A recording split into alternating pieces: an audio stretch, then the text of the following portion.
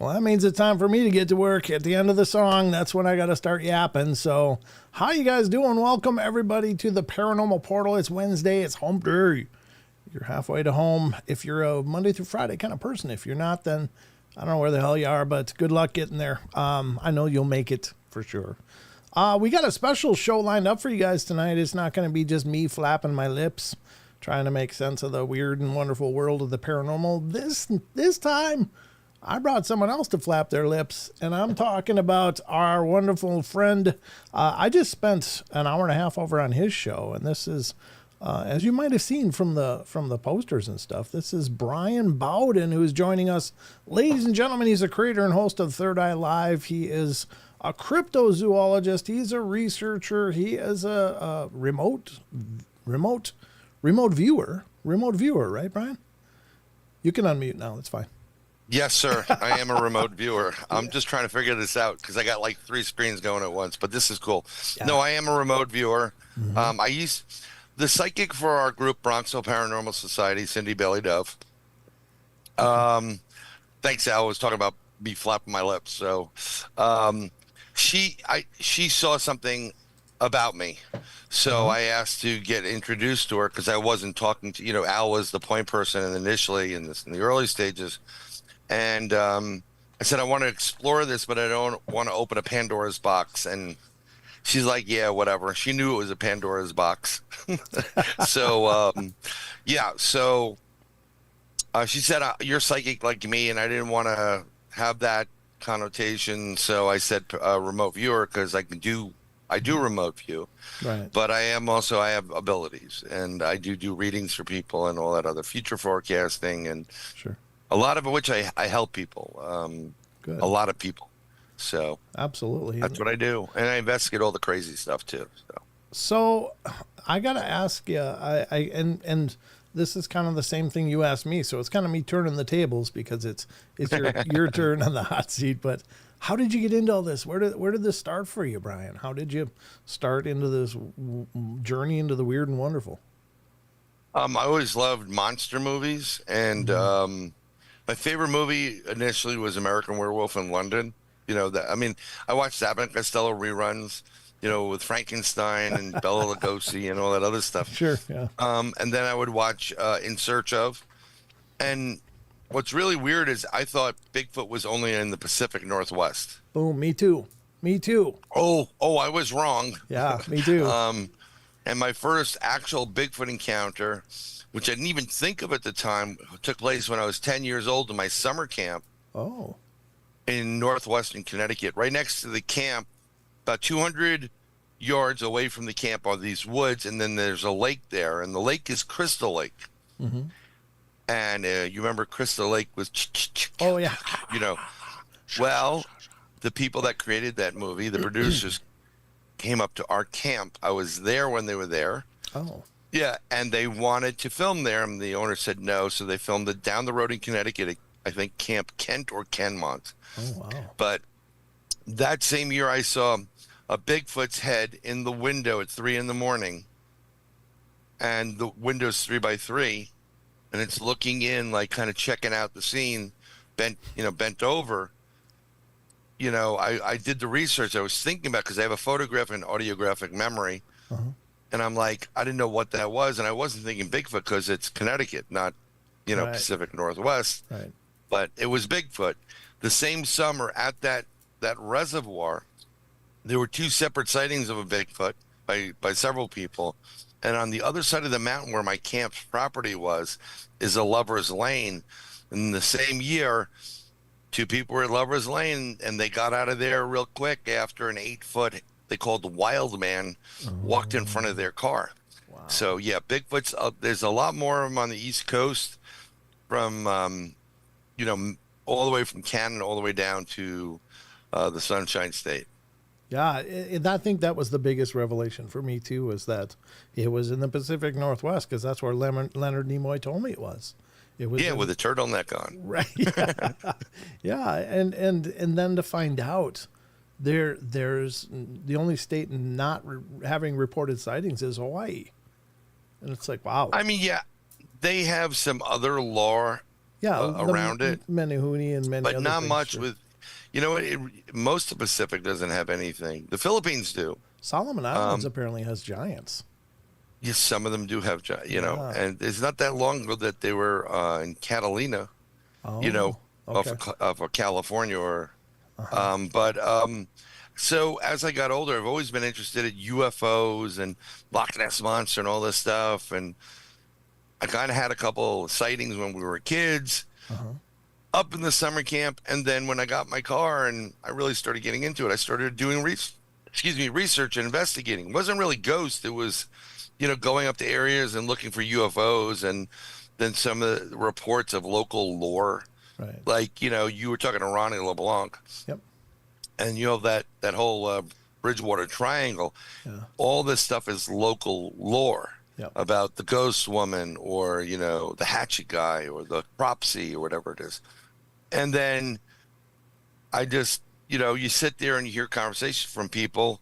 Then you ask some questions, because that's what I like. I like just a general conversation, because most of the time the family's like, listen, don't bring up the paranormal, because these are normal people.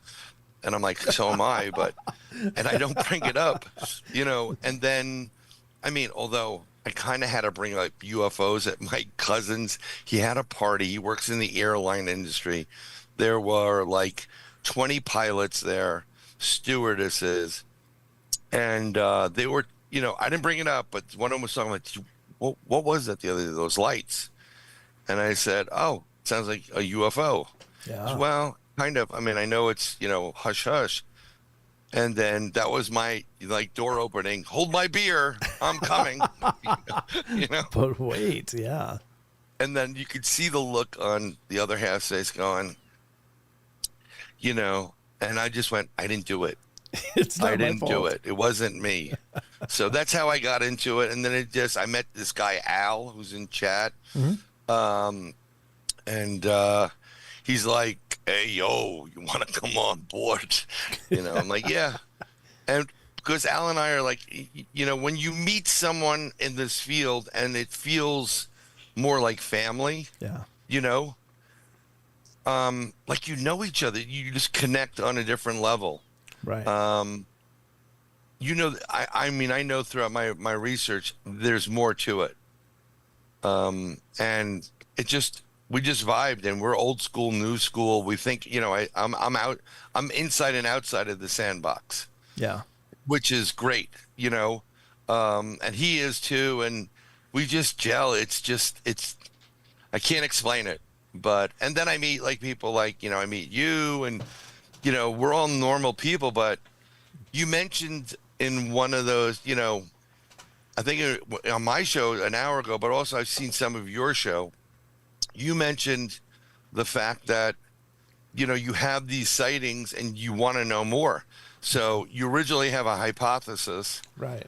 of what you think this is. Oh, it's got to be Gigantopithecus, Oh. And then you have an encounter and you're like, oh, definitely Gigantopithecus. And look at those eyes. Maybe that's this. Maybe that's that. Right. And then you have another encounter and it answers two of the other questions, but now you have 10 more. and then it goes from, like, give you a classic example. We did a day-night investigation in upstate New York. We have a spot, and we have like these prehistoric ruins there. It's ancient ruin, rock formations, Yeah. Neolithic, and it was full moon, a meteor shower, St. Hallows Eve or Halloween, and we did a day night, and we had an encounter with a very large bipedal cryptid, Bigfoot. Yeah.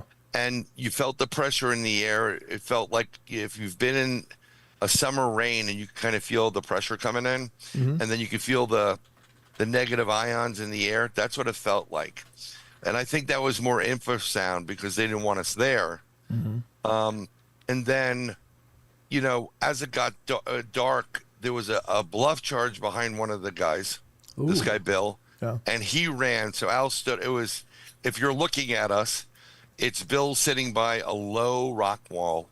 Al is sitting closer to rocks behind him in the middle, 10 feet away. And then you have me on the right, 10 feet away, but there's nothing really behind me. A hill that goes up.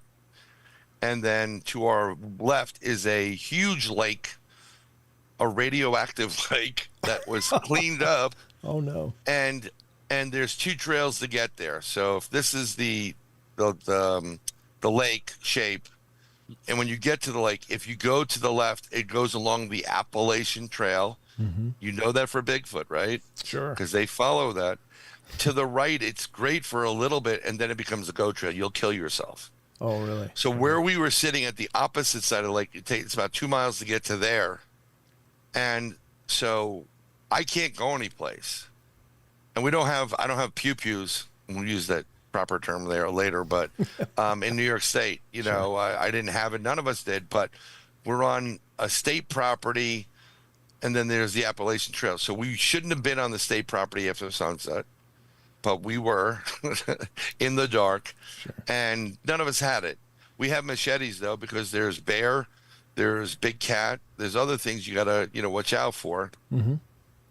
And so it does a bluff charge behind Bill. Bill takes off. Al gets up. He grabs him because Bill is going to lose his eye, knock himself out, or die. One of the 3. And I'm like, I'm not swimming in that crap, and I can't run any place. I'm not going to outrun anything. So I go right to Al's right side, and we form a triangle, and I'm covering from a certain point, and I have my machete 3/4 drawn. I'm like, I'm ready to go. As when Al tells it, he says, I was ready to sacrifice my arm. And, that was his thinking of it. And we shined everything on there. We had like 6 million, candle watt light. Nothing was there. We had FLIR. We had infrared. We had full spectrum. We got nothing. We ran up to it. No nothing. And we're like, what the hell was that? Right. And then we kind of like, after investigating a little bit, we sit back down, hanging out, and we hear across the way like tree knock, so you hear the whatever it is, sounds better than that. And then we hear, we were hearing tree knocks and rock knocks throughout the entire day, like almost as from one side to closer to us.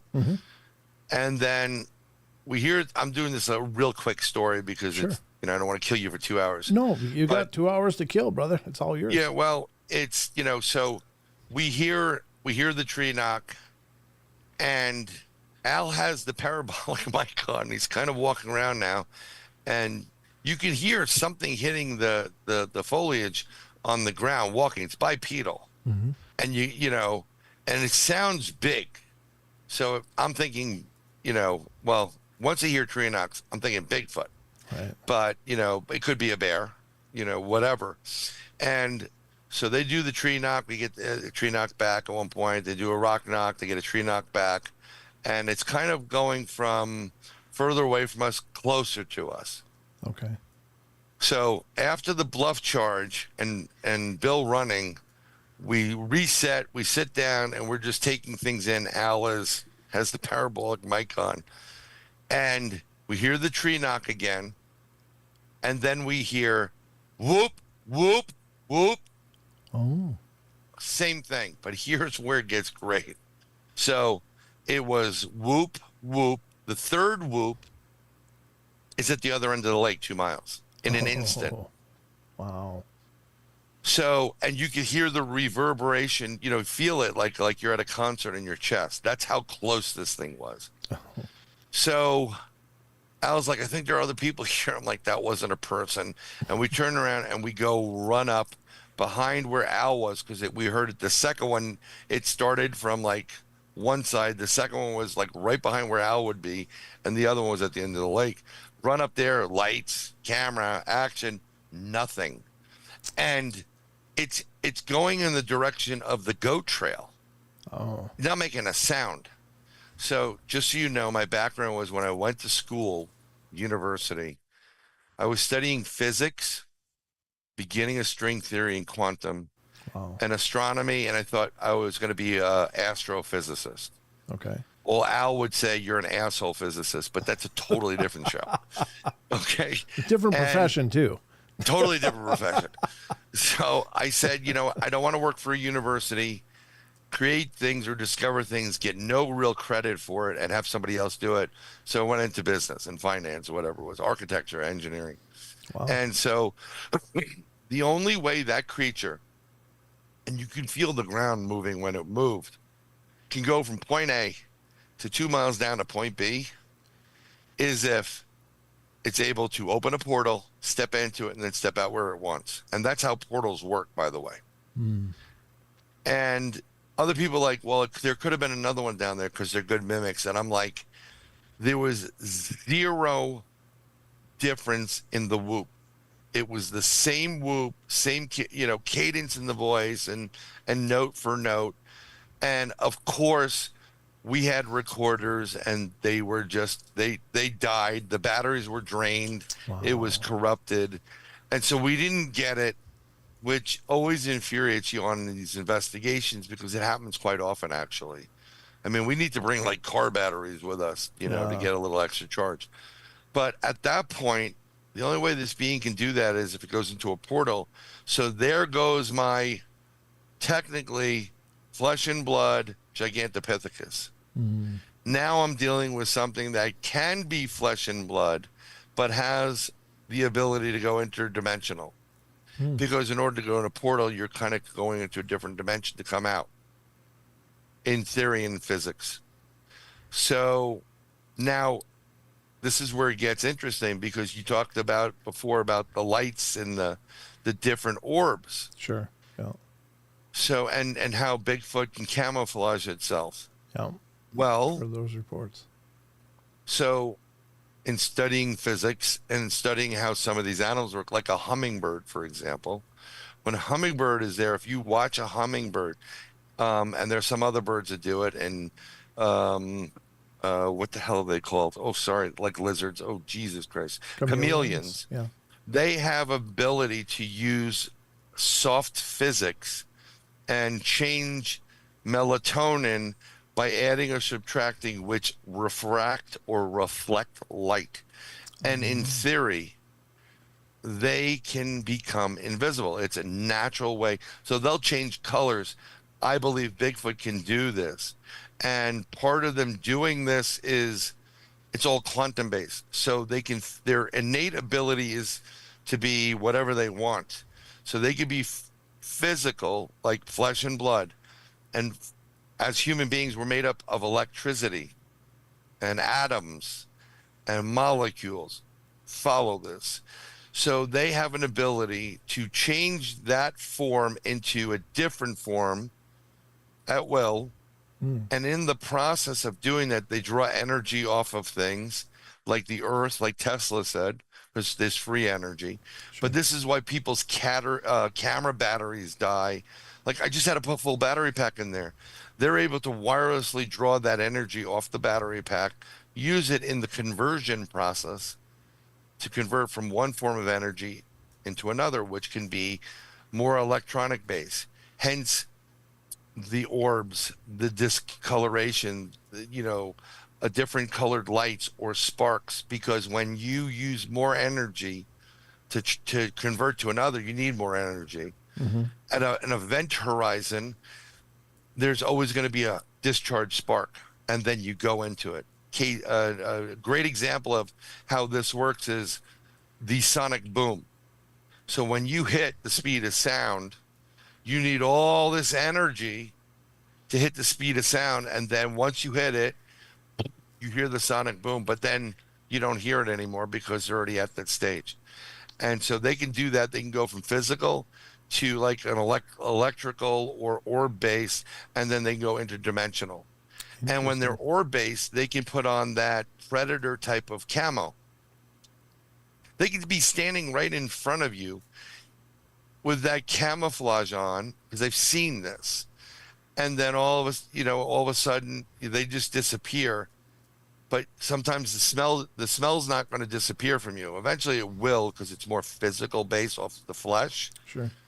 But they could literally be standing right next to you and you wouldn't even know it, because they've enacted their camo, all an innate ability. Interesting. Wow. Yeah, it gets into, there's a lot of, once we get really heavily into quantum theories and physics and we really understand it, Yeah. and I was talking about this with Ron Moorhead at one point, I believe we'll be able to create paranormal or quantum filters that we can apply to pre-existing film or digital, and we'll be able to see the split the spectrum and see other things that are there, but we're not tuned into it frequency wise. It is. So, It is fascinating because I've heard from many researchers working with the Bigfoot and cryptids the battery drain, and that's always boggled my mind because of course that's something that comes up with obviously with I extraterrestrial. lost audio. Oh, did Is that you? me or you? Must be you. Yeah, I'm still here. Hopefully you can get audio back. Did you hit something on your? I can't hear, so I don't know what's going on. Oh, there you go. You're back. Okay, Sorry about good. that. No, it's okay. I was going to say the battery drain comes up in extraterrestrial encounters, of course, and Yep. in ghosts, and that's when we were on your show, I was talking about some of the bleed through, and of course, it comes up in cryptid research, and Yep. and so what that meant to me is that maybe they're not all the same thing, but they're probably utilizing the same principles to do whatever it is they're doing. Oh, now I can't hear you. Now you're muted. I was just Oh. letting my child know that I can hear her and she's a little bit too loud. Oh. But that is part of the bleed through, and you have to understand something, that energy, like electricity, it comes in different forms, Sure. Yeah. and part of it, I've always said, I've been one of the first to say this, and I'm not doing it, I don't do pat on the back. I've been stating this for well over almost 2 decades. Mm-hmm. The secret to all of this is sound, vibration, frequency, and resonance. Sure. Okay. And that is what is the thread. When you vibrate at a higher frequency, right? We're at a higher frequency right now. Mm-hmm. And when you vibrate at the higher frequency, you get to a different level in life. And the little things that you worried about in 3rd grade, like that spelling bee or math test, Sure. it's insignificant. It's not important.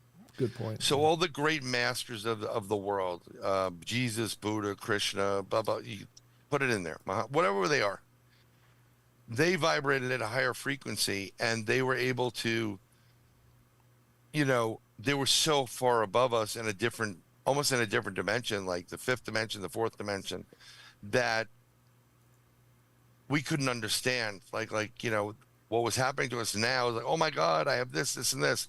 But they were like, it's not important. This is more important. And as you vibrate at a higher frequency, you get to different levels, the different levels where the spirit lives, where extraterrestrials travel, where interdimensional beings exist, where ultra-terrestrial beings exist, Mm-hmm. angels, demons, whatever.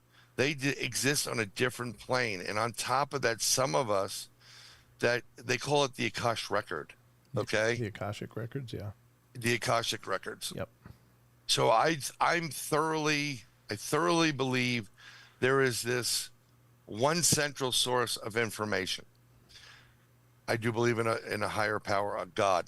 I do believe that God has sent messengers, Mm-hmm. Buddha, Krishna, whatever you want. Okay.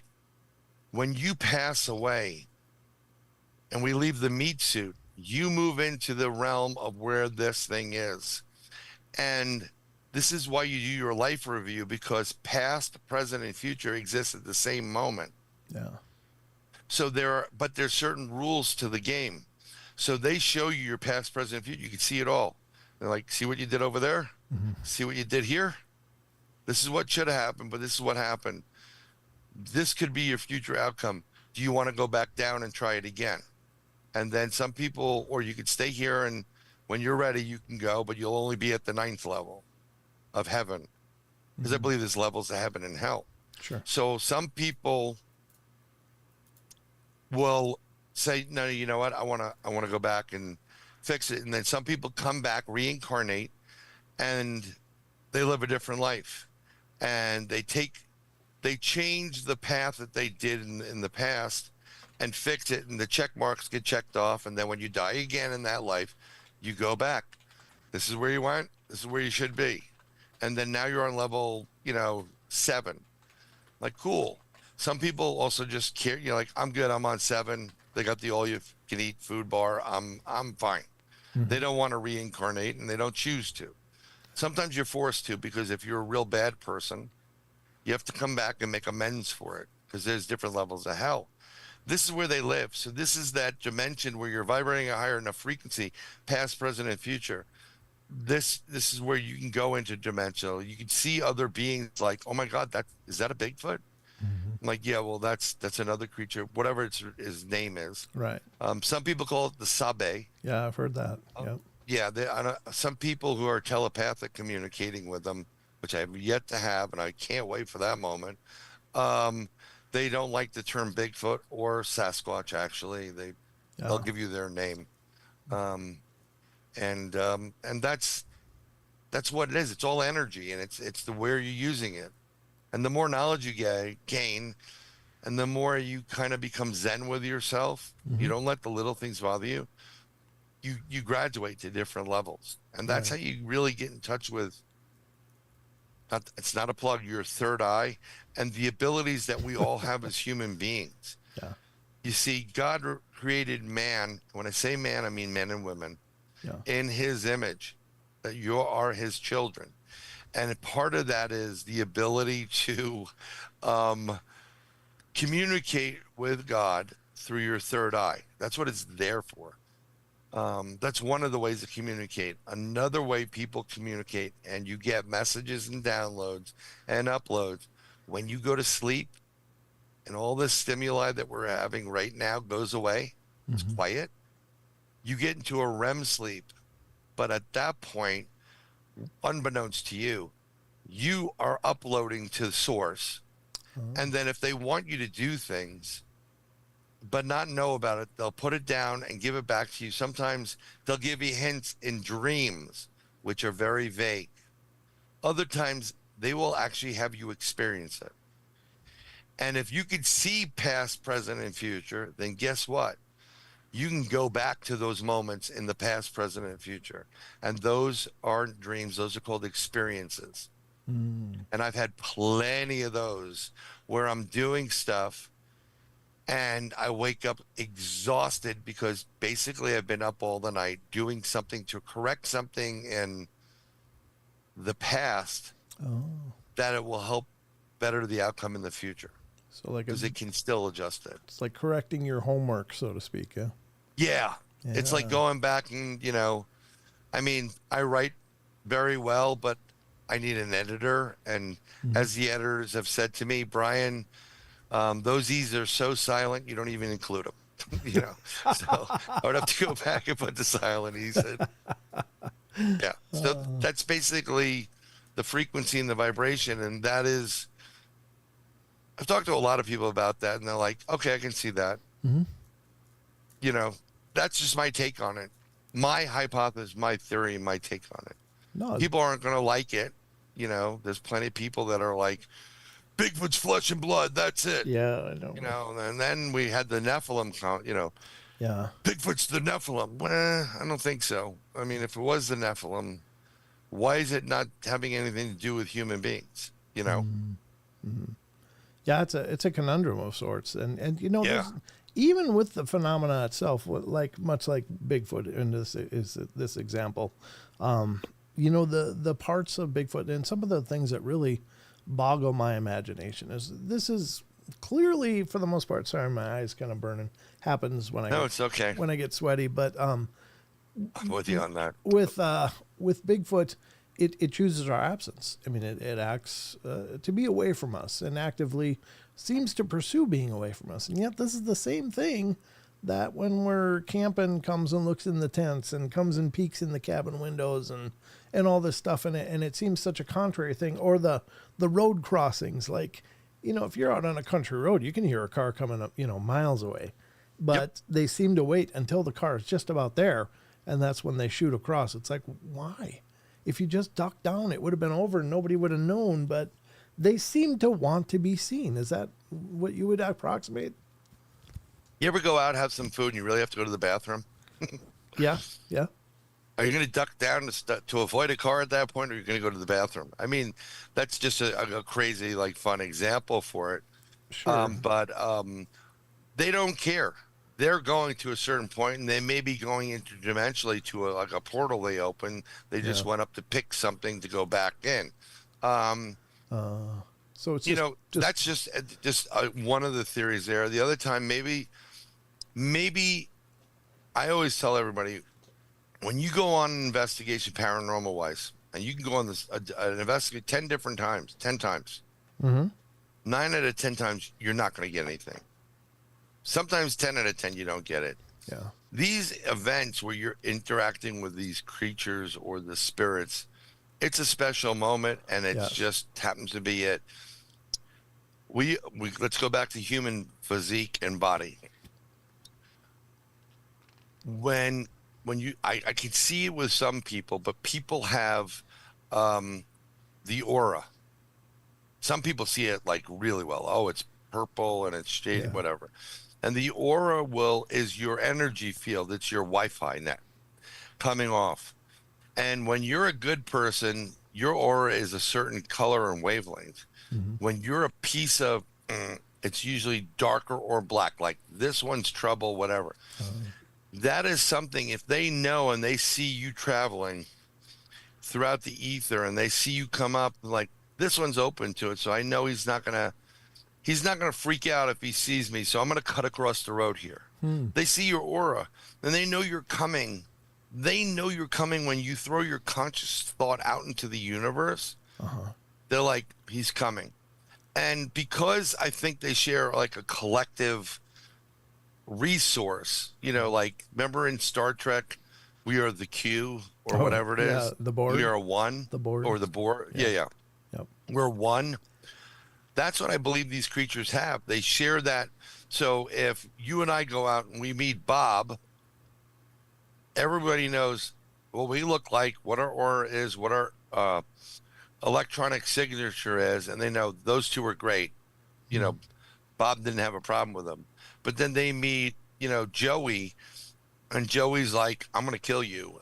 You know, goes to the gun and starts shooting at him. Yeah. They all know that Joey's the problem, so they'll stay away from Joey. But when you were saying about, you know, when you go camping, there's a lot of stories of this. Yeah. There was a story, I think I just told it recently. Young girl her and her family kept going to like a national park someplace. And she was telling her Bigfoot stories. She goes, I remember going to this national park, like, you know, 4th of July weekend for a week. And we have our friends there, and everybody would hang out, and we'd camp and whatever. And there's always that same girl I became friends with. I mean, she had a lot of hair on her, but we'd have tea parties, and we hang out in our little clubhouse in the woods. And she wouldn't say anything, but we would just smile or have a giggle. Bigfoot is very curious about human beings, and especially females if they're male. Yeah. They smell the hormones. They smell the cycle. You know, you're a teenager. They probably, you know, putting on the, you know, doing what they got to do. Hey, you know, what are you doing? What's a pretty girl like you doing in a shithole like this? And there are instances where Bigfoots are trying to court females, scaring the hell out of them, mind you.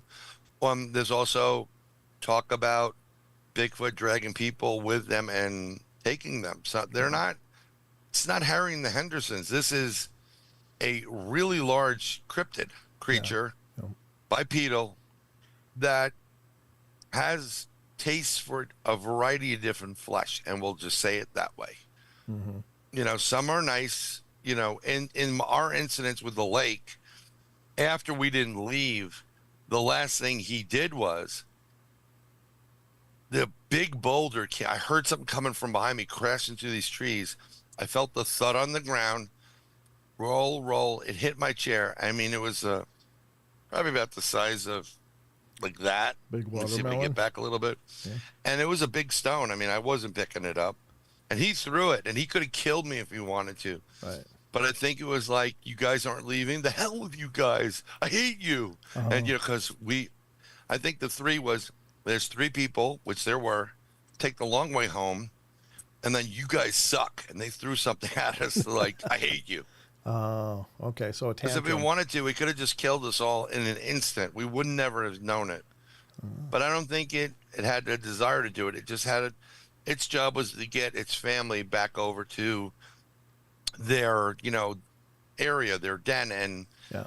fast forward after that, 6 months later, we went back to the area and we found a den, but we also found dogmen in it, Oh, wow.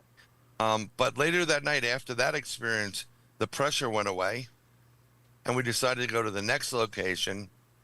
And as we're walking there with the headlamps on, you can see the lake from the top of it. And it was beautiful, like stars. The moon was, shining just right. And I see this object, and I'm just trying to get closer to it, and it's going from my right side to the left. It looks like an orange dot, like an old incandescent light on a plane, Oh, like 1970s or 60s. And it's Al, myself, and this guy, Bill. No, Al, Bill, and myself. And I go, what is that? And I point at it, and it's going like this. As soon as I say, what is that? It stops, and then it starts heading right towards us. Oh. And then we had a UFO experience humming. It was just over the trees. It hit us with a light. We shut our headlamps off not to get caught. It kind of made like a humming sound, like a motor. Okay. And if you've ever played with those old motors in Radio Shack trying to build whatever, you'll understand the humming vibration thing. Yeah. And we have that video on Bronxville Paranormal Society on the YouTube side. Okay. I was filming it. I filmed the video. I put it in my bag of initially the camera, and I said, no. Someone said to me, and that was before I was doing the psychic stuff and whatever. Mm-hmm. Don't be that guy, Bryan, that's, walking to the next location and misses out because the camera's in his bag. He turns around. It was in my breast pocket. I saw it, and I started filming. Oh, neat. Okay. Now, what's really cool is that Al goes, time check, say 9:15, and we're literally 10 minutes, no more walk to get to the next location. And you hear Bill, and Bill's kind of animated. It's New Yorker type of thing. And he sounds robotic. Oh, what is it doing? Oh, it's gone now. Doesn't sound like Bill. So when we get to the next location, we had a problem talking to our psychic at the first location because of all the pressure. She sounded like she had marbles in her mouth. Blah, blah, you couldn't hear her. Oh. Which I think it was infrasound based. Okay. She was getting affected by it too. So this thing seemed to last no more than, 2 minutes max. And I would not stop recording. I had unlimited recording available, like 2 hours worth.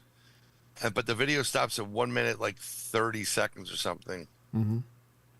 We get back to the other location. 10 minutes later, we set up our chairs. Bill goes to do some video stuff.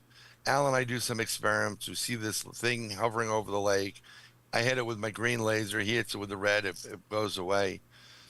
I jerry-rigged Bill's camera with a smaller LED so Al can hold it.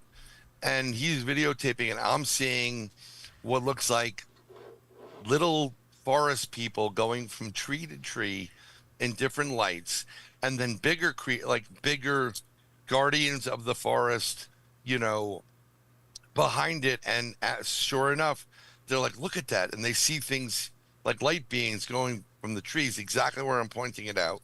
Oh, wow. And we're like, oh, let's go look at it. And we couldn't have been there because it said like 35 minutes on the camera, like, because it showed you how much time you recorded. Sure. On the bottom of it. We go look at the film, the disc, file corrupted. Would not play. No. So we're all pissed off. Yeah. At one point we said, well, let's call Cindy back because let's check in. And Al goes, time check. So I look at my watch. It's 10 to 12. Okay. We left there 9:15. It didn't last more than 2 minutes. By the time we got back over there, let's go with 9:15.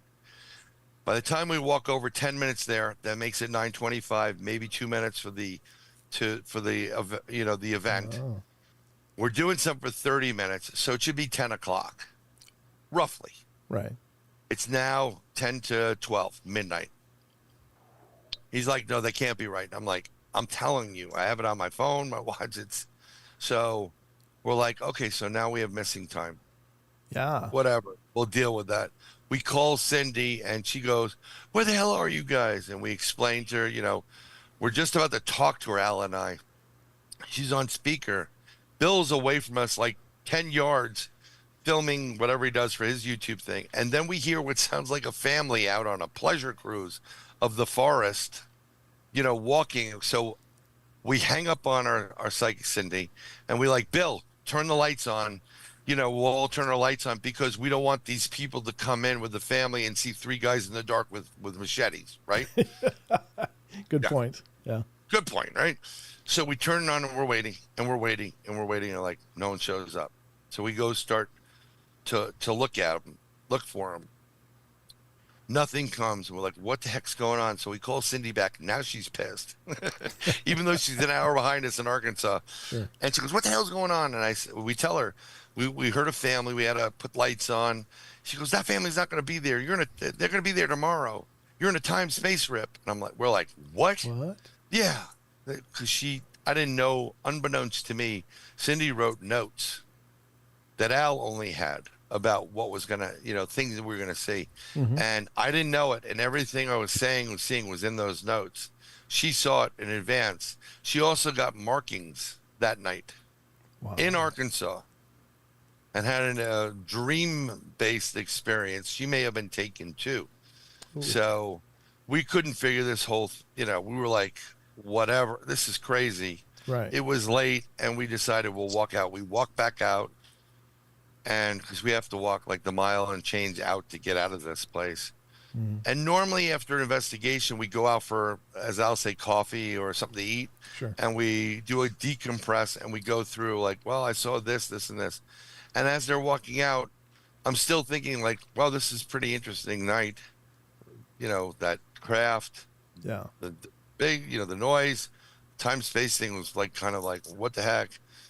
But for the majority, Bill and Al were like, well, nothing really happened, so we'll just go home. So they went their way, and I drove an hour back to the city, New York. But I was like this the whole trip. I'm driving like I'm looking for stuff. Fast forward that Sunday, I wake up from sleeping. When I come back from any investigation, I take off all the clothes, put it in a bag, tie it up. I shower as a cleanser, because water is a cleanser of you. Get that off, and then I go to bed.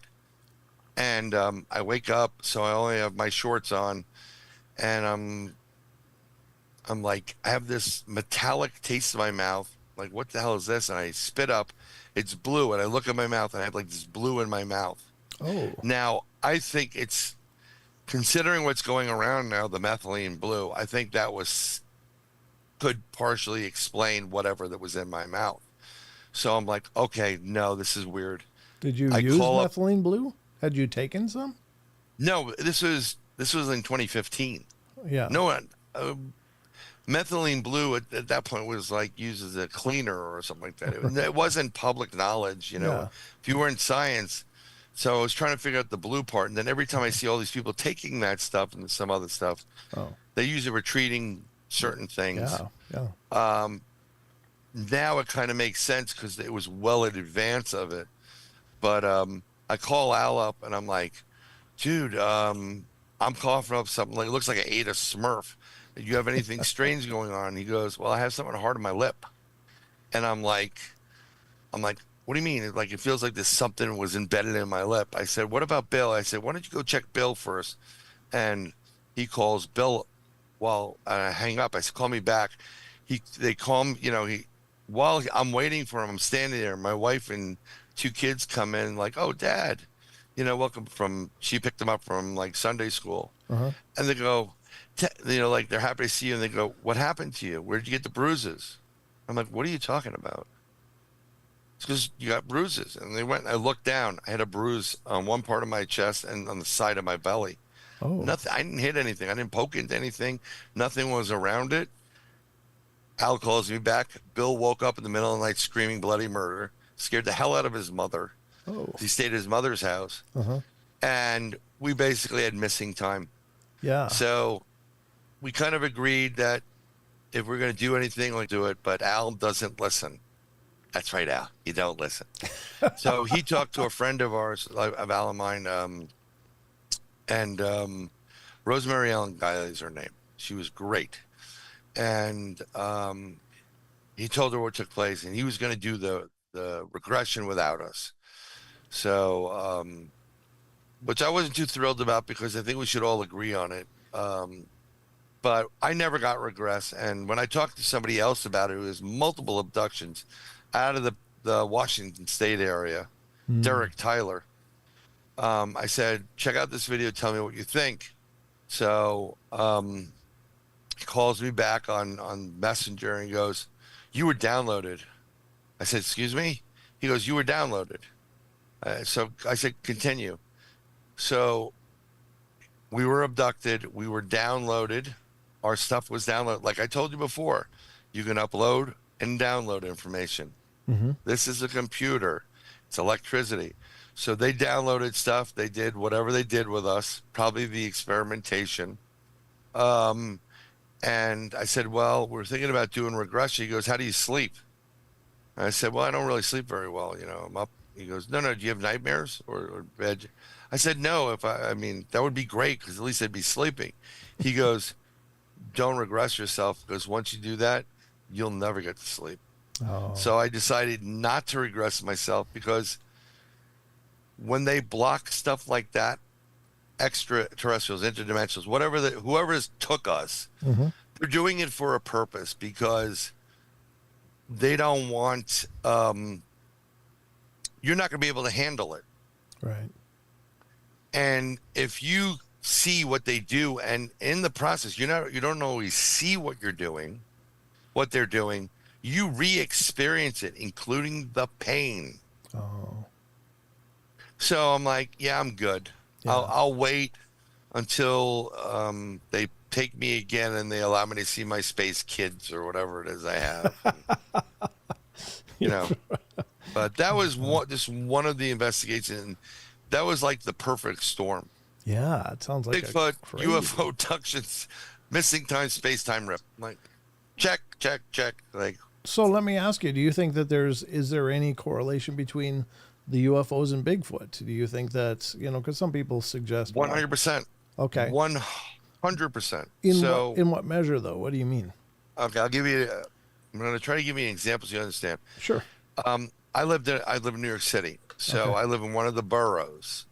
I used to, and I would take not the subway, but a Metro North is the train. It's like a commuter train, and they go from upstate New York all the way into New York City, into New York City's Grand Central Station Central Hub. Now, they come from Connecticut, they come from Long Island, they come from upstate New York, and they end at Grand Central, multiple tracks, 100 tracks.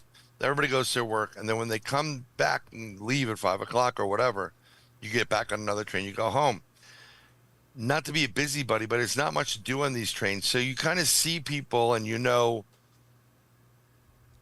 the same people on your train, and then you usually pull in. If you're pulling in track 12, it's usually the Connecticut line in 13, and you see the same people, not only coming but going. Okay. So like, and sometimes you sit there and you go, I wonder where they're going. What's their story? Just you got nothing to do. They've killed you at work in computers, or they ruined your life. So you're like, oh, I wonder what their story is about. Yeah. Same thing with Bigfoot. If we have a cryptid or a creature that goes interdimensional, and we do believe, and I believe that the extraterrestrials, interdimensionals, ultra terrestrials can go interdimensional, and other beings, light beings, and so on and so forth. Mm-hmm. So they, everybody's arrogant, including like I was going to say Americans, but human beings, like, oh, we're the best, we're the smartest in the bunch. Sure. But look what they found underneath Egypt. You're not that smart, folks. There were plenty of people a shitload smarter than you many, many years ago. Yeah. Because the Egyptians didn't build crap. They came upon it. Totally different story. So if you're traveling interdimensionally and you're abducting people for what you need research-wise, and while you're traveling and going from point A to abduct somebody on Earth, you see this hairy creature. Don't you think they're going to abduct them too? Yes. I would. Yep. So that's what I think they are. They abducting them. They're trying to figure out how they tick. They're probably experimenting with them as well. And then they release them on the craft because they understand they're a higher being, and they get the red carpet treatment. We get stuck naked in a tree or something like that. Like Yeah. that Saturday Night Live issue. Oh, that's what you did? Well, my pants were up top. I forgot who does it. It's a great skit. Yeah, that lady. Yeah. Yeah, Yep. so that's the whole thing. But I also want to, here's a caveat. In about 2020, year 2000, still studying this stuff. I had a lot of friends in different areas that were in the field. Wasn't as prevalent. We guesstimated there was probably about 100 to 125 different species out there. In the cosmos? Yes. Okay. Be it inner Earth, interdimensional, light beings, extraterrestrials, Yep. interstellar, whatever you want to call it. Okay. So, in the process, throughout my research, I've interviewed people where they remembered certain things. I'm like, do you know what the alien looked like that took you, or you saw land, or whatever it is? And they go, you're going to think I'm crazy, but it looked like Chewbacca. Okay. Sure. And there are reports of extraterrestrials that do look like the Chewbacca character, which is a little bit Bigfooty. And then there's Bigfooty type of cryptids. Then there's mantis. Then there's, the reptilians and the Nordics. There's a whole variety. There's also, the Alba, which is the 3-foot Bigfoot. Yeah. Yep. Basically, there are creatures outside of this, that come here extraterrestrial-wise that look like these things. So this may not, we're not the one place that you get, a Bigfoot. They may have been brought here, or they may have pre-existed prior to us, well prior to us. And it's just they found a way to get here through innate ability. Sure. So, you got to look at the different variables. Again, I don't have a Bigfoot. I don't have a small gray alien or a big gray or a tall gray. Right. I don't have any of these, so I can say, have someone conduct scientific experiments on them and really, become an expert at it. So Right. it's a lot of theory based off of how life works, how the universe works, physics, science. And I'm like, if you think of something different and you think I'm wrong, I want everybody that's in chat, everybody that listens to your YouTube show, as well as if you go back onto your podcast. I'm not telling you to believe me. I'm telling you, go out and do some research. Right. Look into it. Yeah. Right. Yep. Don't just sit there and go, Yeah. Well, we had one question, and we've had a Sure. few questions that popped up, and I lost most of them. But one was from Mike Prine over on Facebook. He said, does Bigfoot control portals? What is your take? Bigfoot creates portals, Okay. opens them, and then the portal closes on its own, in my opinion. Okay. It's really funny. I was on with Christopher and Brandy last Thursday night, Okay. and they were talking about investigations because somehow Brandy always ends up in the basement. Like, they put Brandy down the basement the whole time. I'm like, Okay. you got to get a better agent, Brandy. But Yeah. I say, as part of your equipment, do you guys keep a Geiger counter? And they're like, no, we don't. I said, well, I think my personal opinion from experience if you're investigating the paranormal, UFOs and cryptids and some strange stuff, high strangeness, you should have a Geiger counter. Yeah. Because they were talking about radioactive stuff, and Wayne and Michelle were talking about it, about coming upon radioactive area out of nowhere. Mm-hmm. Yes, we do have radioactive material, natural in the planet, but also craft come in. We don't know all the stuff we have. Right. But in the creation of portals, and we've seen this on Skinwalker Ranch, the radiation, the Geiger counter spikes when a portal is discovered. Yeah, like a gamma burst. Yep. Yep. And so I think what happens is these creatures are just going about their life like, oh, crap, I want to go get a deer because that was really good. It's like them running to the 7-Eleven or the racetrack or, Sure. going down to Buc-ee's to get something. They open up the portal, they go in, they do their thing.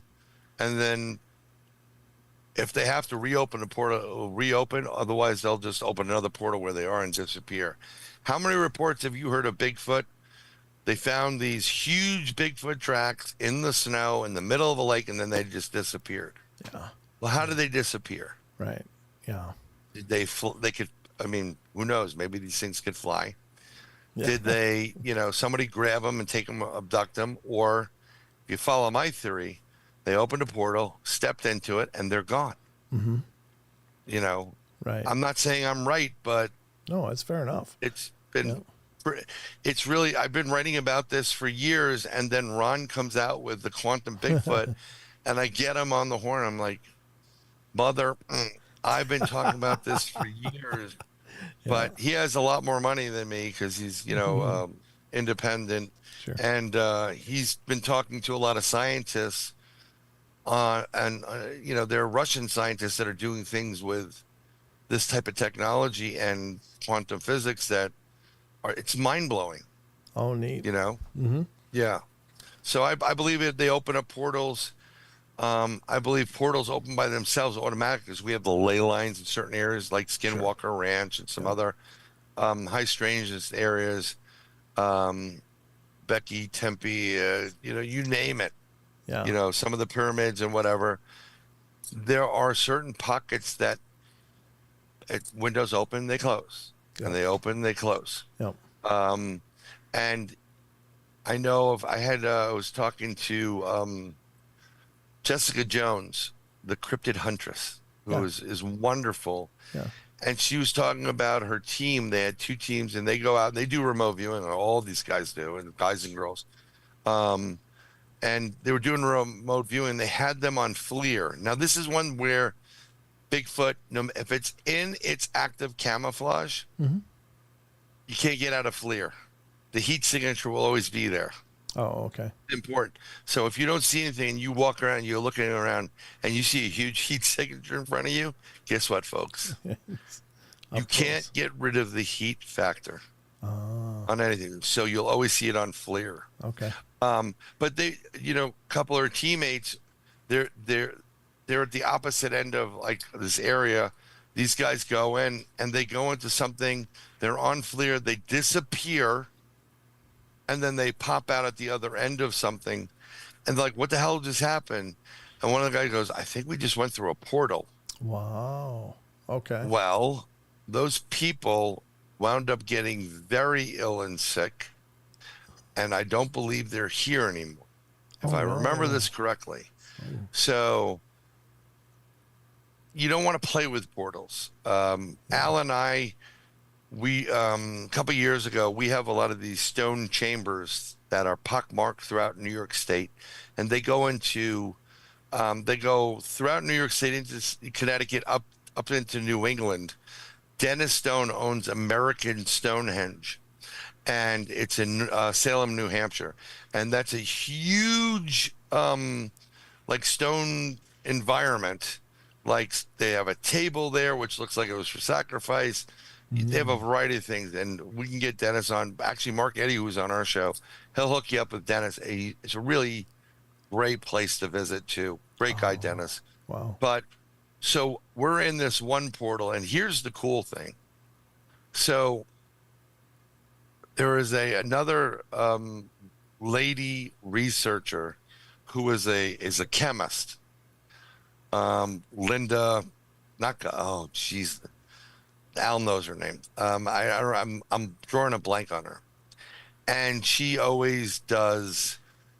You see it on TV all the time, and she has 15 different books and whatever. So, her and some other researchers do a book on stone chambers throughout New York State, and their conclusion: it's Native American cold cellars. Oh, And I'm like, did you go out there with a Geiger counter? No. Did you go out there check the the magneton? No. I'm like, and then you just think it's cold cellars? First of all, I mean, all these chambers have astronomical alignments. right. That's one. Okay. It's it's all based on astronomical alignments. Wow. Two, there is a magnetic field that is off by each and every one of them. Really? Oh yeah. And three, this happened in our chamber. I'll describe the chamber. You would never even know it was there. It's off of an old country road, 2 lanes. You have to go down off a little bit of the embankment. There it is. You walk through. You come through with your head, bent a little bit. Opens up, and it's an 8-footer by 10 feet.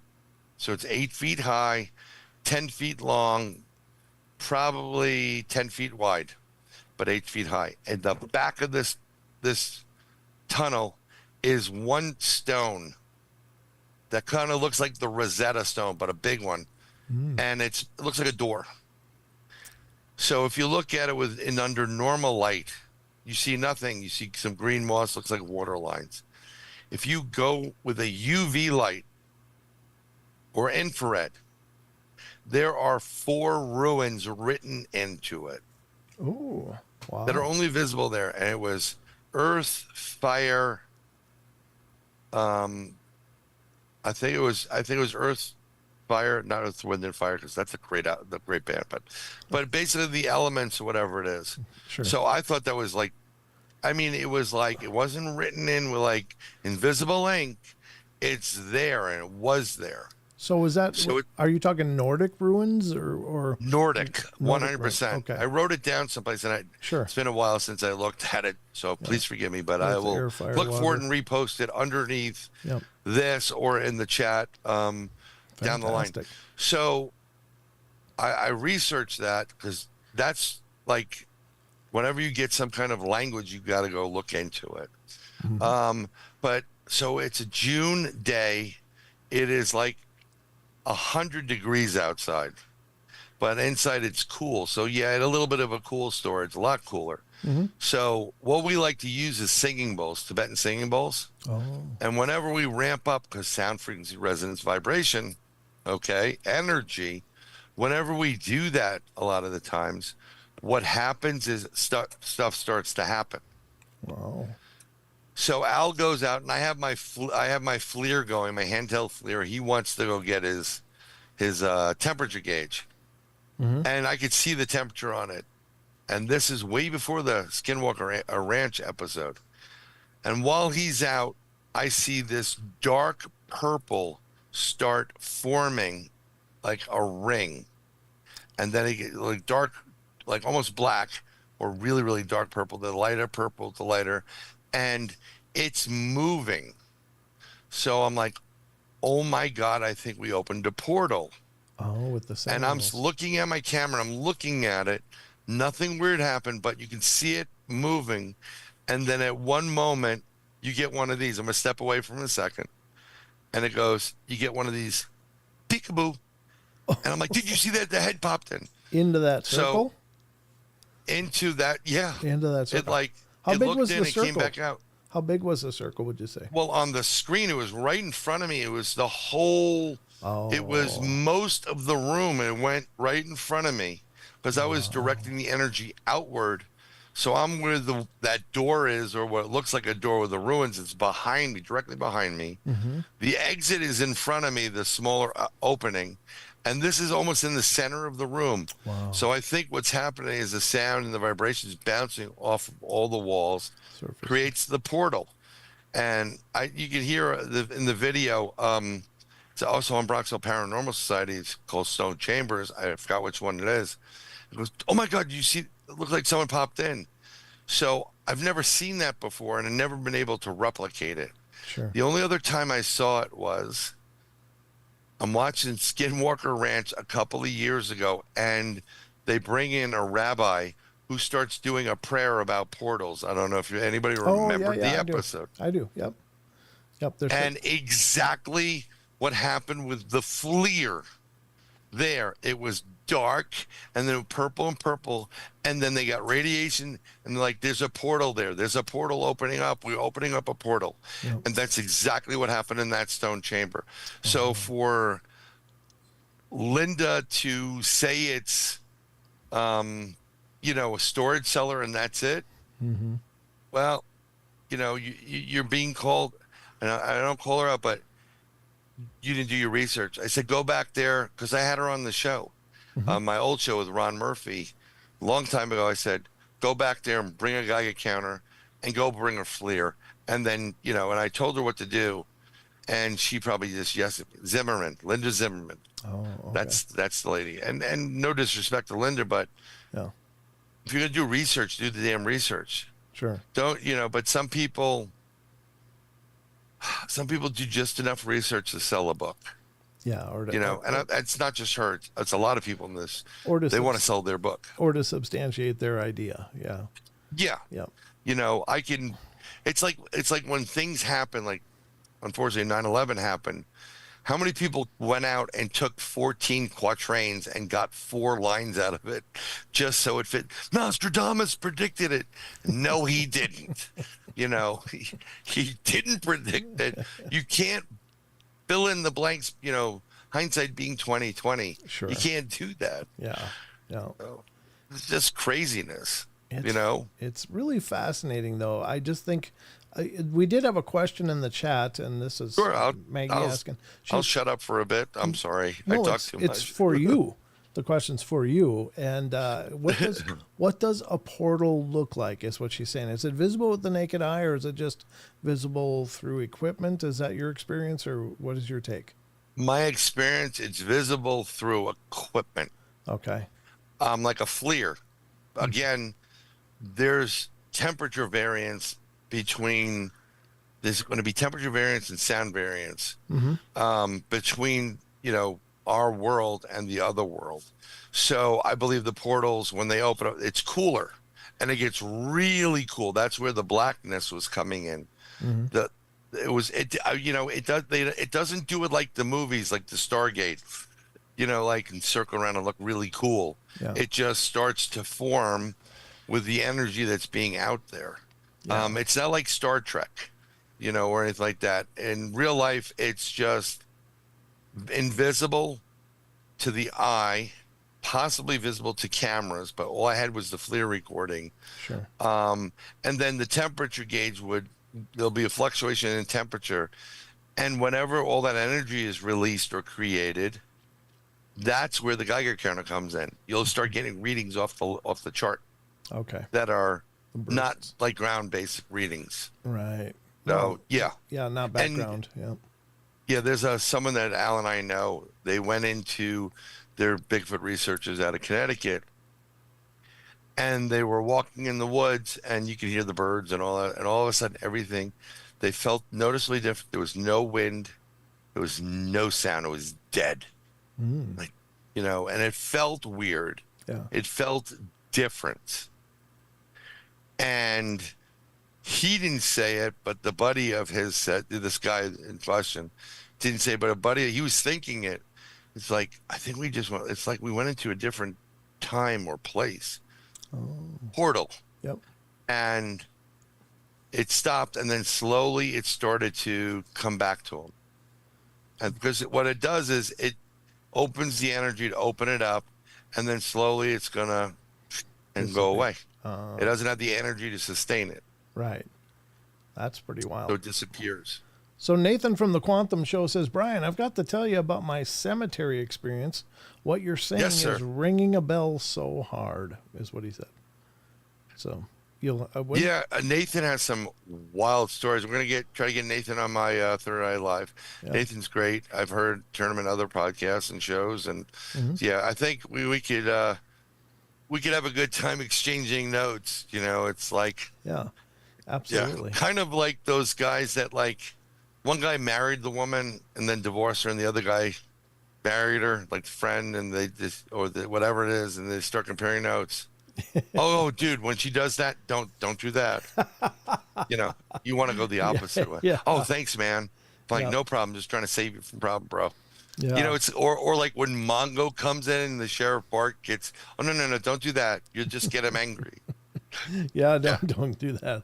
So That's what we're gonna do, Nathan. So do you think then that are the portals in your estimation that we're discussing now, are they the same event as a spirit portal, or is it a different kind of portal at that point?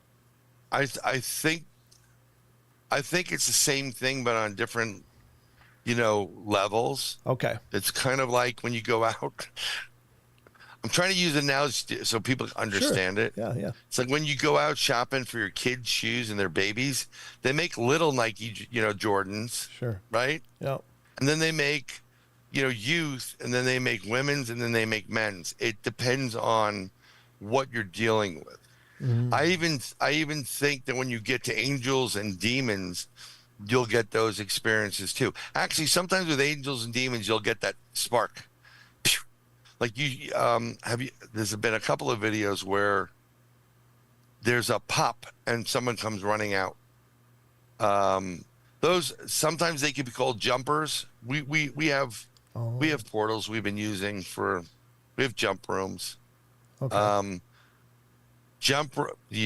The government, we'll just say the Black Project government. I don't want to get too political, but a lot of the war in Iraq and Afghanistan, more so Iraq, was because they were in possession of certain things that were there. Portals, different portals, kind of like Stargate. Right. And they wanted to control it. So they liberated them, but they're able to, they won't admit to, if the government ever admitted to all the things they can do, everybody that works for them, their lives would be in danger because they do so much stuff. Yeah. But there are people, you hear them all the time. I've been in a jump program and I've jumped to Mars, and I mean, I have to vet it. I'd have to see it firsthand personally. Sure. But I'm almost 90% positive they're pretty damn accurate. I've seen things, remote viewing stuff. Yeah. That act like it's like just like the Stargate thing. Mm-hmm. Yeah. That's interesting. I've heard that. Speaking of remote viewers, people that have tried to remote view the Capitol or look in on secret stuff, they end up finding these sentinels of some kind.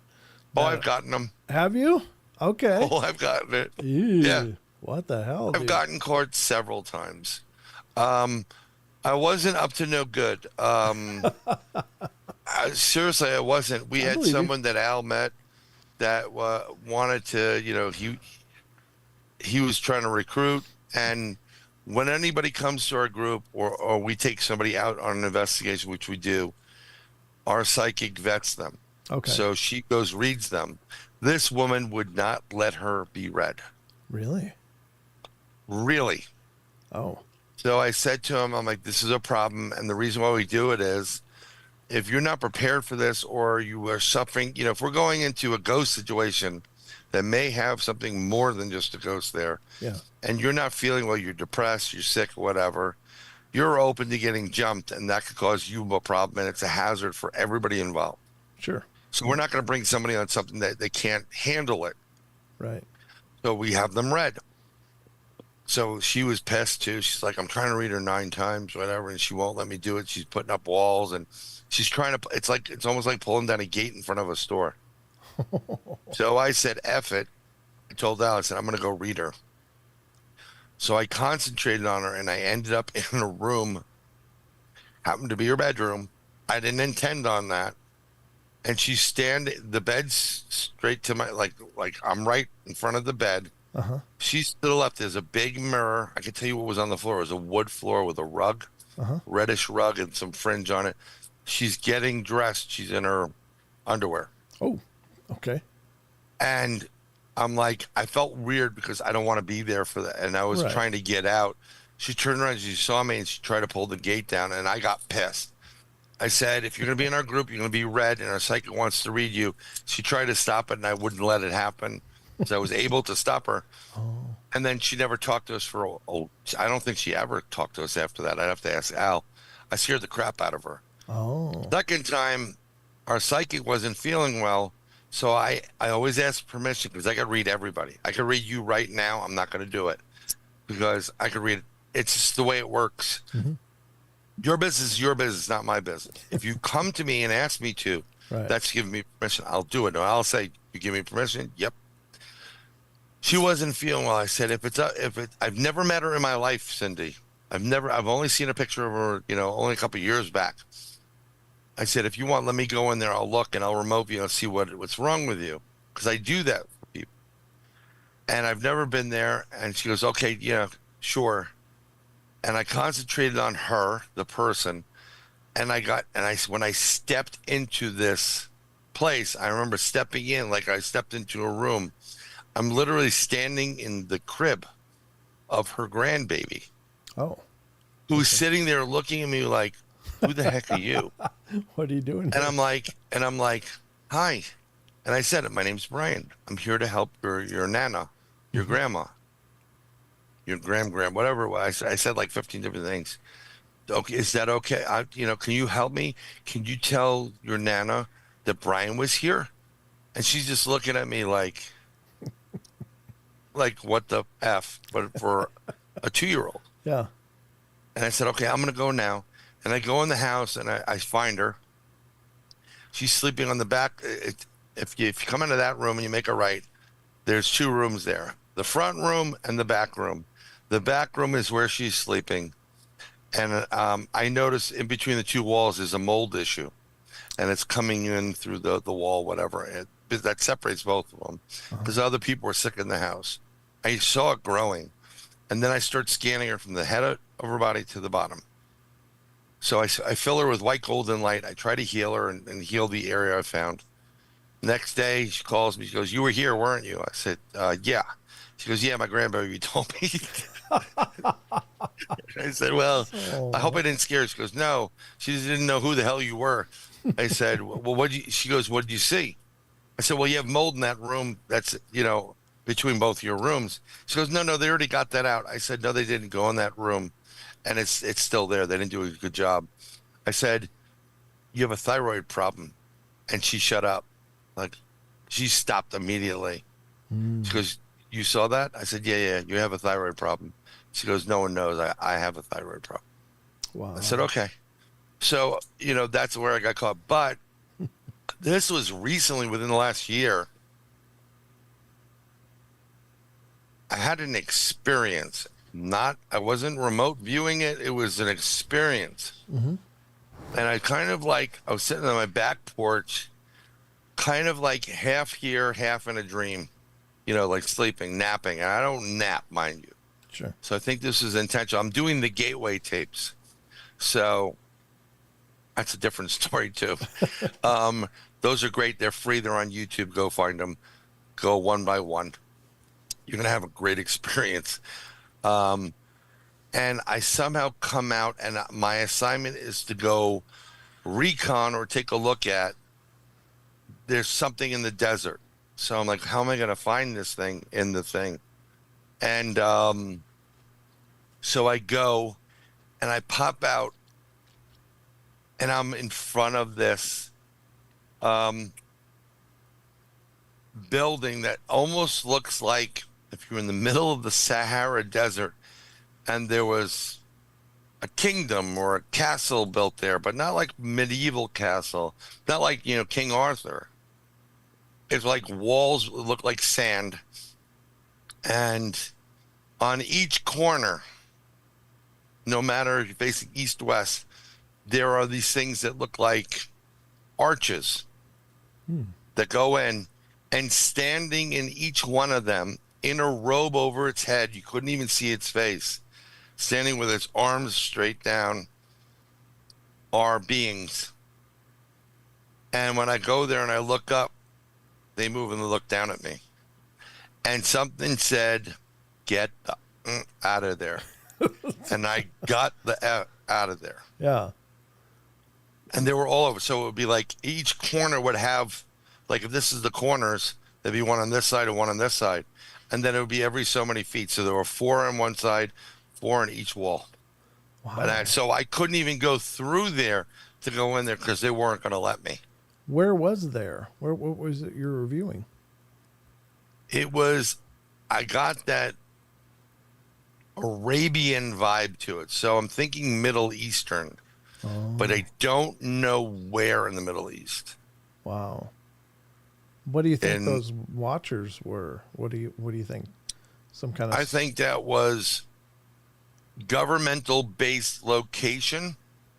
Okay. That they all know about this damn program, remote viewing, men who stare at goats, and women do it too. Sure. And they were trying to keep something very secret.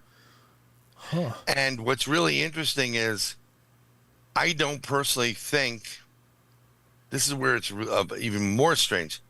I don't think it's physically in our world, our time. Like, I think it's stuck between the ether purposely to hide it.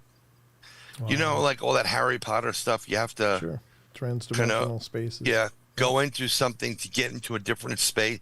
That's what it felt like. I'm like, I'm not supposed to be here. Wow. Thanks, dude. Thanks for sending me on that mission. It's like, it happens. Yeah. It depends what you're going to view. If they don't want you viewing it, they will utilize people that can do what you can do as watch guards, dog guards. Excuse me. So it's weird, but so did you get the idea that whatever these were these watchers were some projection from a human, or were they something else? They seem like something else, like something. They were a lot bigger. This wasn't a human side. This was like, this was a tall being, like 8 feet tall, like the Anunnaki. Kind of like the Anunnaki, or at least it was depicted. A guardian. It was pretty damn tall. Wow. Huh. Yeah. I could draw it too. Oh, I bet. That's the difference between dreams and experiences. Excuse me, folks. So let me ask you this. Go ahead. I don't mean to interrupt you. No. When you have a dream, it's vague. It's like, I think we were there, and Tex and BMR were like dressed like ZZ Top, and like it's really weird. Yeah. Then you have the other ones like Brent was there, and his cue, we were playing pool for some reason. His cue had the whatever words on it, and you remember all the little details. I mean, everything, because you were there. Mm-hmm. You are experiencing something. Now, the cool thing is, when I put that out there, I was during COVID. I wake up, I'm in this. When I say wake up, it happened at night. So that's why I said wake up. It's not a dream. I remember all the details. I'm in this like control room, and there's a friend of mine from Ohio, and this other girl, which I couldn't see purposely. And out this window, it's a darkness. And they're trying to get, I know the mission is to get the people that are in the darkness up this mountain to this craft so they can go into a light. So it was like a good and evil thing. And my buddy, Arizona, goes, it's exactly like this. When I tell you, you press that button. Don't press it before I tell you. I'm like, okay, when you tell me, I'll press the button, and then don't press it before it. Yeah. And he kept repeating it over and over. I said, I got it already. I press it when you tell me. I kind of got annoyed. And he repeated himself. And I said, and they went out and they did what they did, and they got people, and they took off. And he told me to press it, and I pressed it, and everything kind of like imploded or exploded. So I woke up and I was like, I can even draw the details on the console and what it looked like.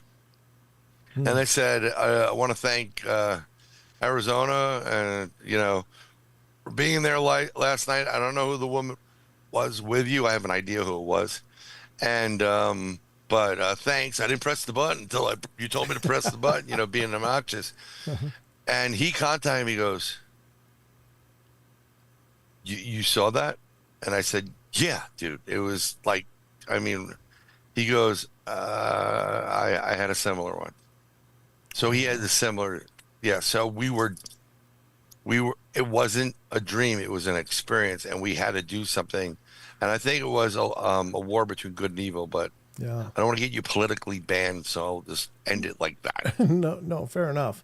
Now, Yeah, let me ask you this, because I think remote viewing is sure. certainly a topic that many of my viewers are interested in. How do you, first of all, how do you differentiate between a fascination of your own creation versus real? Like, is it noticeably different in imagination versus the real thing? How do you differentiate? Is my question. So okay, so I'm not a officially or military grade trained, Sure. like at the Monroe Institute trained remote viewer. I'm a natural Yep. person that does it. Um, it's that's kind of hard. I can Okay. see, smell, taste, touch, and manipulate and alter things. So I'm literally can touch physical stuff Oh, okay. that exists. So it's kind of like discerning between the two. It's exactly as it would be. I know I'm doing, but I'm aware I'm doing it. Yeah. That's where I think the discernment comes versus like a dream where you vaguely see certain things. Mm-hmm. Um, and I'll tell you straight up that I don't normally. It's a task. So someone will say, "I lost my watch." I said, "Do you remember where you lost it?" She goes, "I don't know. I went to hear." Actually, one of the guys when I was on the Three Beards, Mm-hmm. who didn't believe me whatsoever, he goes, "Yo, Brian, tell me what my wife did with my two sunglasses, that I had, whatever." So I said, "Okay, I'll remote view it," and I remote viewed it, and I said, "I saw it. I was there. I specifically." The target is the sunglasses, so that's where my energy's focused on, no matter where they are. Okay. And I saw one of them. She was taking a turn and it went out the window. And I don't think she was aware of it. Mm-hmm. I told him where it would be by a light fixture off of a specific road near your house that has the big turn to get off the highway, where you have to slow down to like 20. Mm-hmm. Because in Florida, 95 is just a suggestion. Route 95 is a suggestion. Okay. Um, and then the other one I said, the way I looked at it was, it's in his garage. It was near. Have you ever seen like an old Shelby Mustang and the back seat usually has one, two, three, or four lines like this in the upholstery, Yeah. like a clan, like Mm-hmm. that type of line. So I saw that, but in blue, and it reminded me of the outside of um my igloo cooler, the one that rolls. Okay. It's that big square. It was blue and it has that same feel to it. I said, it's in the garage. It's kind of in the back.